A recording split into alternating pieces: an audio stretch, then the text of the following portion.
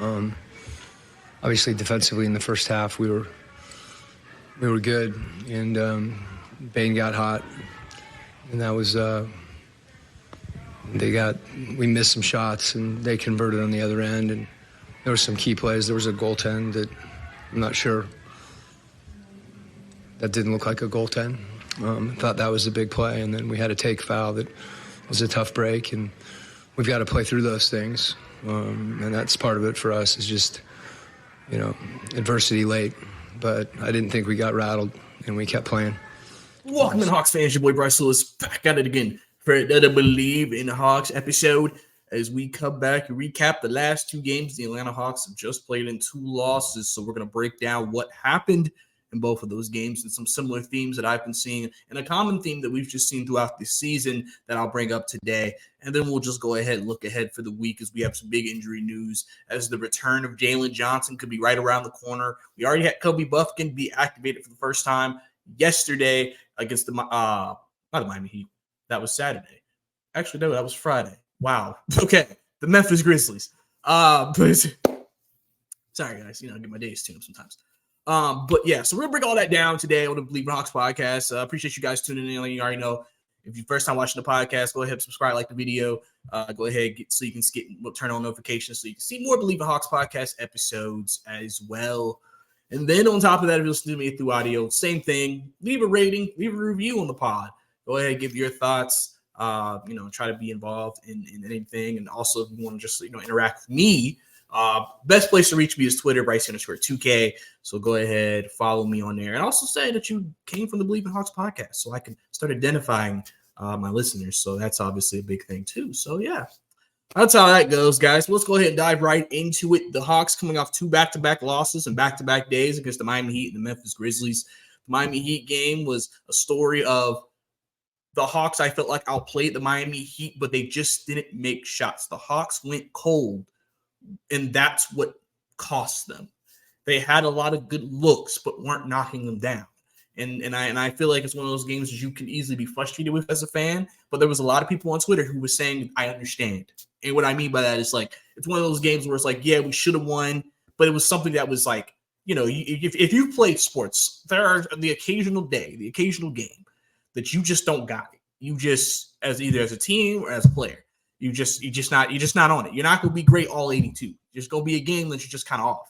It happens. It happens to everybody. Obviously, the greater you are, the less it happens, but it happens. Hawks as a team were off. One of the biggest things they did in the games prior leading up to Miami was they were shooting over 40% from 3. They did not do it in this game. And then the offense, they were able to get in waves in certain moments, in certain situations, which helped them get over the hump. But then the Memphis game was a bit of a different story. Memphis was more of a game where you started off good. You had 2 good quarters, and then the third quarter was your bad quarter, and you just could never overcome it. And the Memphis Grizzlies, again, I said, with Ja Morant back, they are a different team now. I mean, he's their star. So it's not surprising that they're on this winning streak now. And shoot, for all we know, they may be able to make a push towards the playoffs because Ja's back.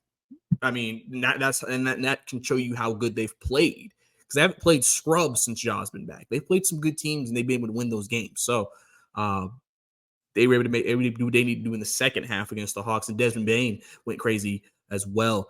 I mean, and obviously the Heat game, I guess the biggest thing you would be frustrated with in that game is just the fact that Duncan Robinson got off. Listen, Tyler Hero is a certified scorer. So Tyler Hero gets off. All the best thing you want to do is just try to make it difficult for him. But guys like Duncan Robinson, you're like, we can contain those guys, and you didn't contain him, and he went off in a quarter. Can't really have that. I think he had 20 points in a quarter or something. I mean, I would have to check, but he went crazy, and everybody was just like, yeah, we can't have that. We can't have that at all. So, there are definitely takeaways from both games that are, the reason why the Hawks lost. But ultimately, I want to get into the topic of the ultimate issue the Hawks have had, especially since Jalen Johnson's been out, and why it's been further exacerbated by these extra injuries as well. Obviously, we already know that this Hawks team, fully healthy, has their defensive challenges, but they're a little bit better. The front line is pretty decent. Capella, Jalen Johnson, DeAndre Hunter. It's a decent front line. Like, it's not crazy. I would say Jalen's your best defender out of that entire front line. which is why he's so important. But, it's not bad. DeJounte has his nights, and then Trey's play better defensively. So overall, it's like starting wise, like, okay, it's not the worst defensive lineup in the world, even though maybe they've struggled to guard at times, which I also think came from rhythm, getting used to things, communication, things like that. And then you got your bench, and then you got Bogey, score, Bay, score. Kongu, hope you expect some defense and some scoring. And then that ninth guy has been a kind of a rotation this entire year under Quinn. With these injuries that have happened, I personally have just felt like that this team, they just don't have enough with the injuries. And that's usually what the story would be if you have a lot of injuries. Like, oh, do you have enough? Can you get enough from the other guys to get over the hump? And I think the answer with the Hawks is no. Before this 2-game losing streak, they won 2 in a row. DeAndre Hunter was out, came back for the Cleveland game, right? And then I Bleav he played 2 more after that, which was a 2-game winning streak, right? Well, he's been out the last 2. They lost both. Biggest issue when he's out, especially with Jalen out, is you have no wings. Bay is playing 4, which I think is not his nat. Like Bay can. The thing is, the one thing about the NBA is it's about usage and it's about what the plan is for that player.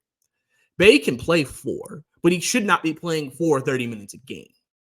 There's a difference. That's why I think some people, and even I, have wanted them to use that bigger lineup more, just to put Bay back at the 3 because that's a better position for him. And then you have more, I think, frontline protection when you have a Kongu, which I think a Kongu is getting more comfortable playing that 4 position and just offensively and defensively. I think every time he plays it and gets more time with it, he gets more confident in what he's doing. So, you have that, and you can move Bay back to his natural position. And I also think you should play Bruno. I've said that. I don't see why we don't play Bruno. A lot of teams use 3 big men. We only use 2. Why? Bruno can shoot a 3 if he needs to. Like, it's not like you put him on the floor. Now you can't do certain things with him on the floor. I think you can still do certain things. I think he can still provide spacing potentially as well that Quinn covets. But you don't really have enough. And ultimately what that comes from is you basically rely on Trey, DeJounte, Bogey, Bay, Capella, and Okongwu to be your offense. And here's the issue. Clint isn't known as an offensive player, so he can have those nights where he'll only give you single digits. Okongwu has been up and down this season, so he gave you, I think, 19 against the Rockets, but then he came back and only gave you 9 against Miami. And then Bay has had struggles this year. I've said this a couple of times on the podcast. Bay has been inconsistent. He has games where he plays really, really well, and he has games where he doesn't give you a lot. And especially with a guy who isn't that great defensively, you need his offense to offset that. Which this was a game where he struggled offensively. And he's been struggling the last couple of games, especially with the 3 ball, especially. He's been struggling with 3, which was something that was just a revelation last year when the Hawks traded for him at the deadline, because he shot 41% the rest of the season. So he was a flamethrower from 3. And that helped make the bench unit so great, because now you had a flamethrower and Bogey, and you had him just knocking down raining 3s for a team that struggled with the 3-point shot last year. Now he's not making the shot. So you have your top 6 guys I just mentioned. Then I just talked about the inconsistencies of the top of 3 of those guys. So now you're relying on DeJounte, Trey, and Bogey to basically like kind of carry the team, and then hope Bay has a good game, Kongu has a good game, and Clint Capella also has a good game. And it's tough because you're, like I said, you're relying on 5 or 6 guys to carry the load against a team that may be able to go 9 deep and have 8 guys who can score the ball. You know what I'm saying? It's like basically you need Trey to go berserk, or DeJounte to go berserk, or Bogey to go berserk to kind of make up for that. And the reason why it's such a problem as well is that the Hawks are not getting anything from the end of the bench. I mean, Garrison Matthews has been under the subject of fire from people, because that man has given us 2 fat zeros in the last 2 games, I Bleav. That man has not scored a point. That to me is just something that to me is just something you can't have. You have to get something. Like I always said, all Quinn really wants him to do is knock down a couple of threes and play some and get some charges, play with some effort, play with some energy on defense. I mean, he understands Garrison Matthews is not someone we can ask to give us 18 points. Like that's just not something we can ask for, on a consistent basis. But but he assumes I can ask Garrison to give me a couple threes a game and play with some energy. And the last couple of games, yeah, he's played with some energy. He's drawn some charges, but he's giving you 2 fat zeros. So one of your starters aren't even giving you points. That's unacceptable. You can't do what Oklahoma City did back in the day with Andre Roberson and Thabo Cephalosha, where it's like, well, we have Russell and KD in them. They can carry the load, and we just have like Andre or Thabo for defensive purposes. I mean, at least in those situations, those guys were known as defenders. Garrison's not even that. So you're basically, and like I said, at the same time, too, Garrison's not the best defender. He's playing in the 3. So he could be barbecue chicken, and he's not giving you any points. So he's a negative on the floor, basically. And people are like, why are we starting Garrison? Why are we starting Garrison? And I know a lot of people would rather just Quinn just go ahead and let's just start Seth Lundy and just hope for the best with him. Just because he's young, people like his talent. He's played well with the Skyhawks, well good in the Winter Classic, and things like that. But that's the Garrison is the trusted guy, right? But you're getting nothing from him. And then you're still getting nothing from the other guys, too, that you bring off the bench. Wesley Matthews, Patty Mills. Tonight, they only went to a 8-man rotation, I believe. I think Seth Lundy was the 8th guy, which, I mean, he only gave you a 3 tonight, but he actually put some shots up tonight. And again, I feel like Seth Lundy, since he's so new, and I really think for all the rookies this year, I think this was viewed as a development year for these guys. So so I always have to caution fans to tamper their expectations. Like they weren't expected to come in here and have to be big contributors for the rotation. Like they're expected to develop their game. I made a tweet. I said for Seth Lundy is interesting because I feel like the one thing they want to do with him is develop his whole game. They know he can shoot, but they want to develop his whole game because I've said that I feel like when Bogey leaves, that Seth Lundy may be his replacement. So that's something that, I figured could still be in the works potentially. I mean, I don't know, with injuries and things that happen that could change and then he could get to the rotation sooner, and that's fine. It's just, that's what I came into the season thinking. So, you see him, he played early in this game. He played some decent. He played some I think 9 minutes in the first half, which is some good time to play. He was guarding, Ja and Bane, and obviously he had his struggles. I mean, listen, that, like I said, his thing is experience and reps, and plus those are 2 really, really good players. I mean, you're not going to expect Seth Lane to come in and lock those guys up.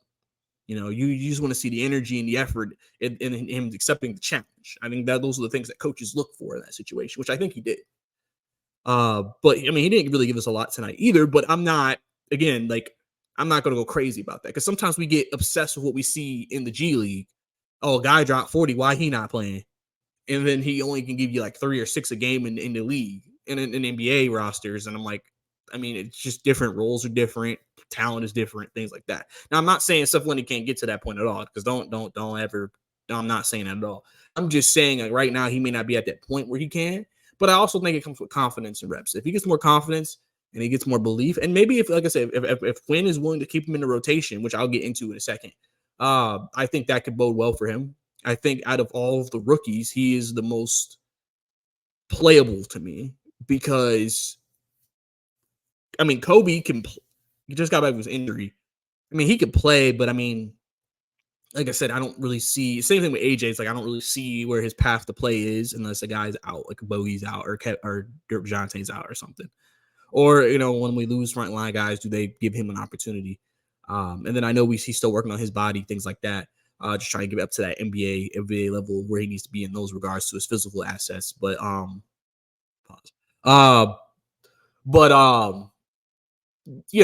think that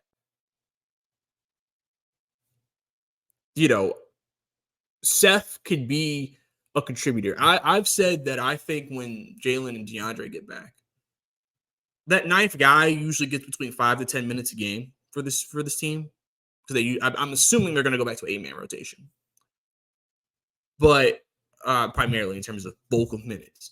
But I think Seth Lundy should be the ninth guy. I think Seth Lundy should be the ninth guy.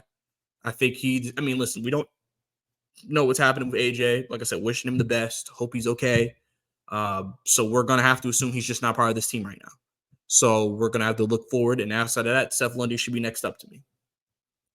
Let him get an opportunity to kind of get that experience. Like I said, you're not asking him for a lot. You're not asking him for 20 a game. We need you to play 35 minutes. You're okay, give me 5-10 minutes. Give me a couple of threes. Play some decent defense.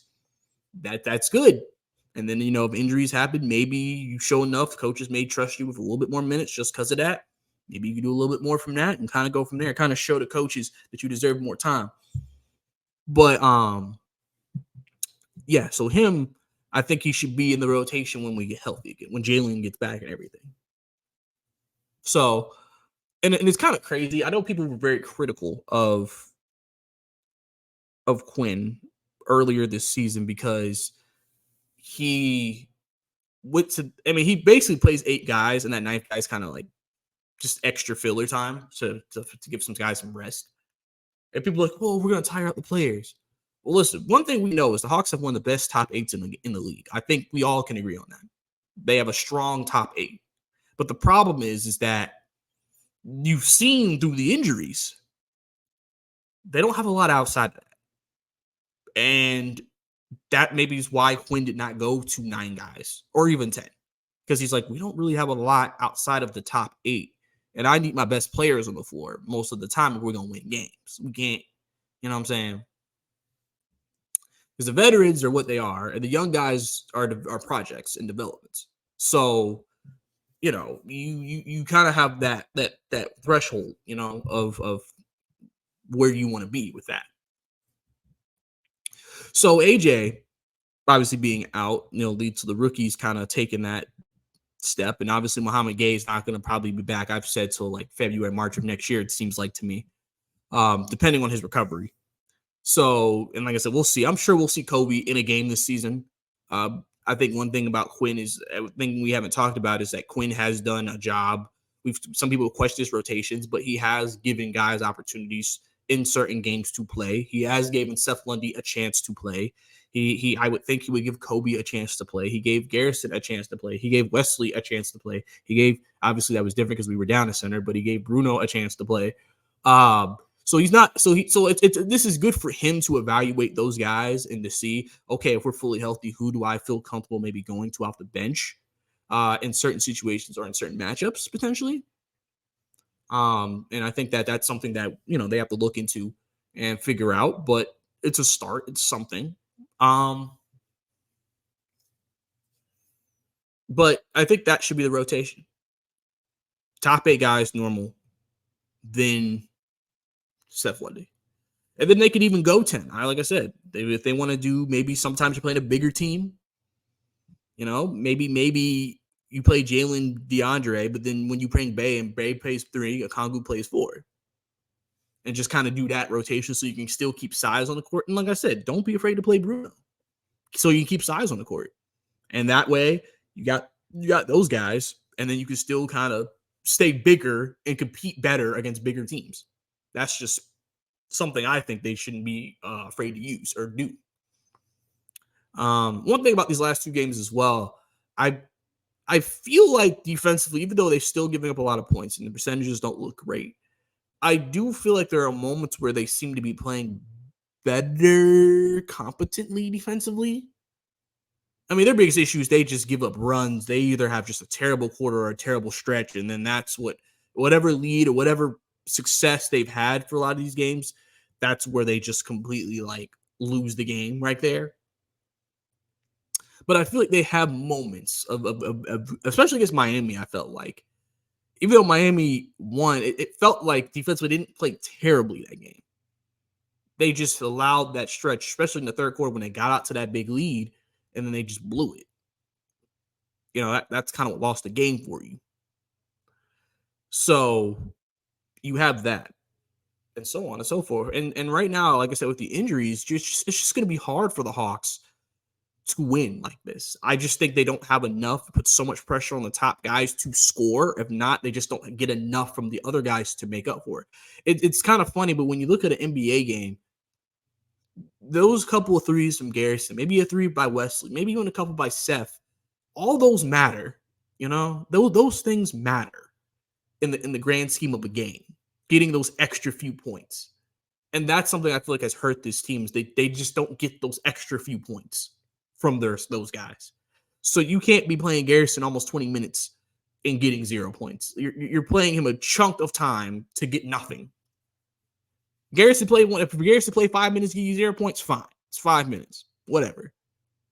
20, that's unacceptable. So I get everybody kind of being on the, yeah, we got to get Garrison out of there.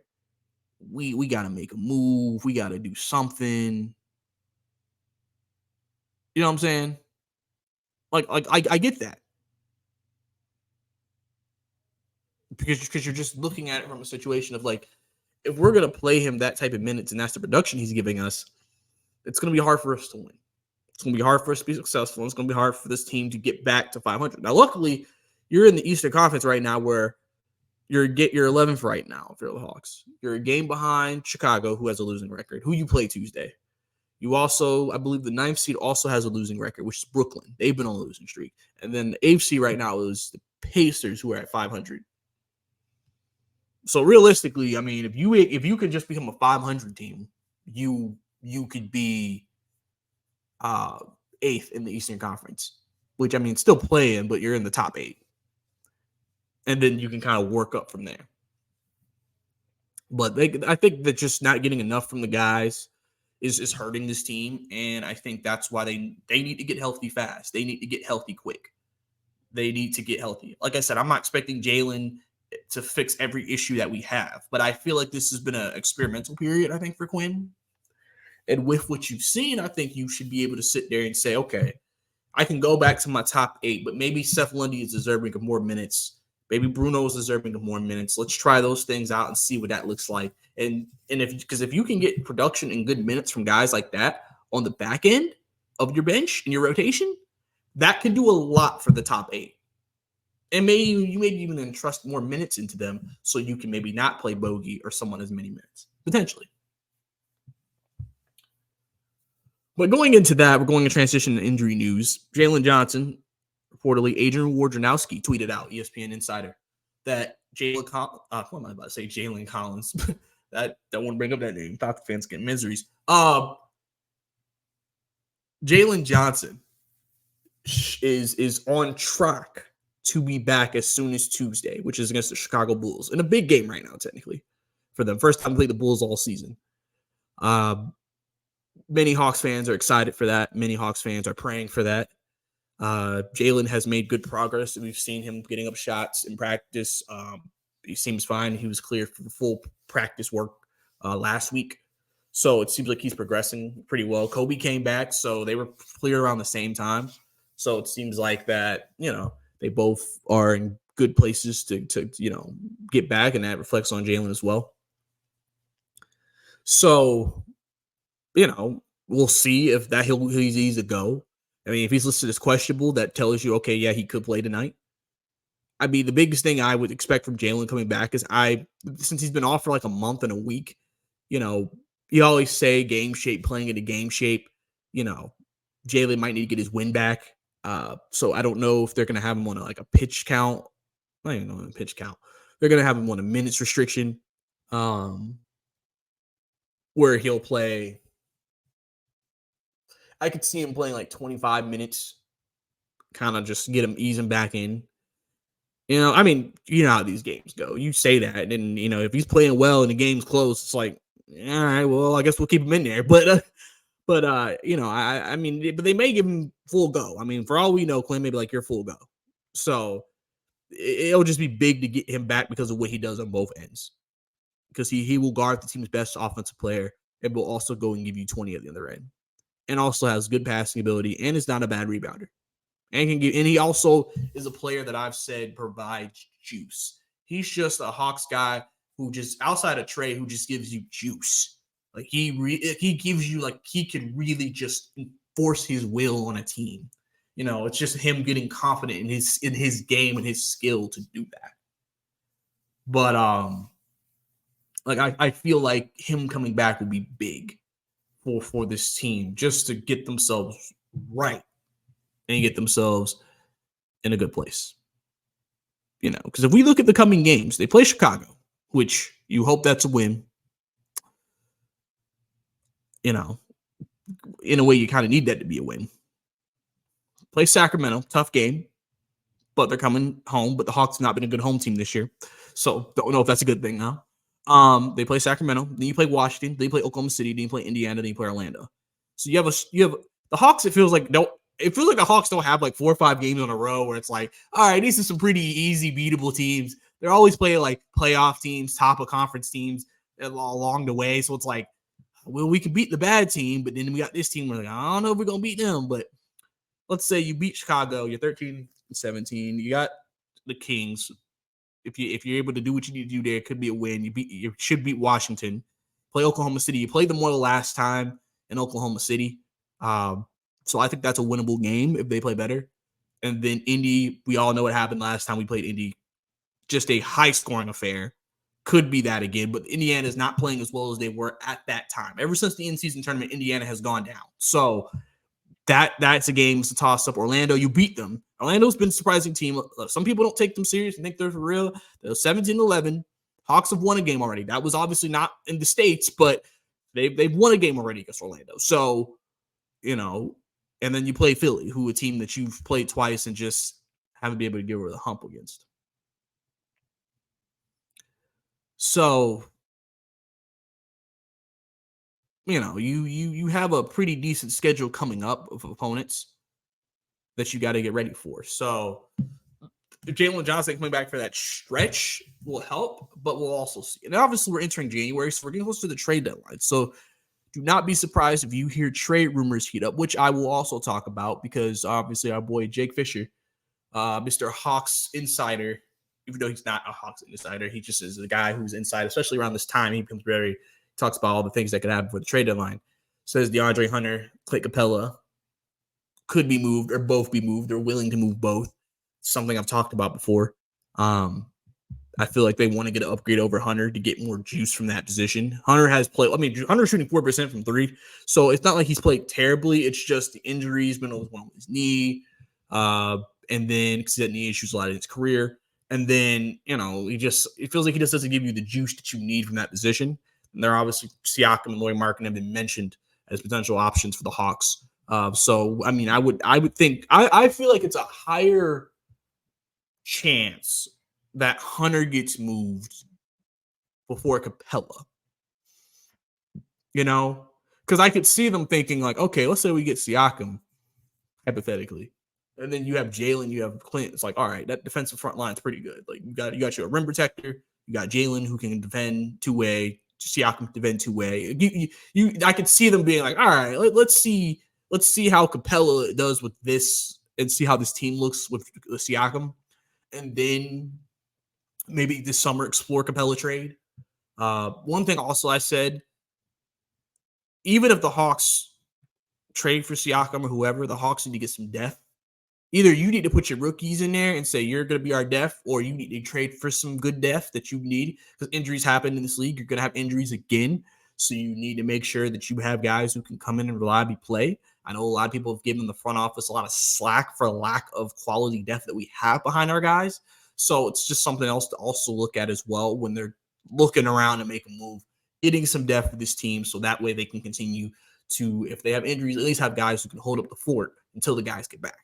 Because obviously during this period of time, these stretch of games, I hope that this is kind of show Landry Fields, all right, we need to make some adjustments on the back end of our team just because if we have injuries, we're basically not good. So you want to be able to hold up because there are teams who lose their guys and still have enough quality depth to still be able to win games and compete. Hawks have not. So, we gotta get more out of that part, back in the rotation, back in the bench. But yeah, so that is your Bleav In Hawks podcast, guys. I think we talked about a lot today. Broke it down for you guys. Last 2 games for the Hawks, tough losses, but they get a chance to rebound Tuesday against Chicago with potentially the return of Jalen Johnson. So excited to see how that goes. Obviously, guys, you know who it is. Your boy Bryce Lewis. Don't forget to follow me on Twitter, Bryce_2K. Also, don't forget to subscribe to the YouTube and like the video. And also, from all my audio listeners, don't forget to leave a rating or a review. But that's all we got for you guys today. Thank you for tuning into the Bleav In Hawks podcast, the Bleav Podcast Network. Your boy Bryce Lewis. We'll see you next time.